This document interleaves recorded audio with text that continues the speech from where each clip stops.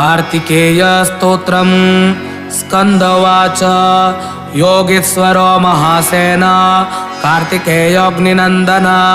स्कंदकुमारसेनानी स्वामी शंकर संभव गांगेयस्ताम्रचूडस्य ब्रह्मचारी शिखिध्वज तारकारी रुमापुत्र क्रौञ्चारिस्वषडानन शब्द ब्रह्म समुद्रस्य सिद्ध सारस्वतो गुह संत कुमारो भगवान भोगमोक्ष फलप्रद सरजनमा गुणाधीश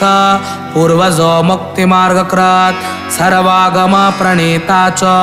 वाञ्छितार्थ प्रदर्शक अष्टाविंशति नामानि मदीयानीति यः पठेत् प्रत्युसंश्रद्धया युक्तो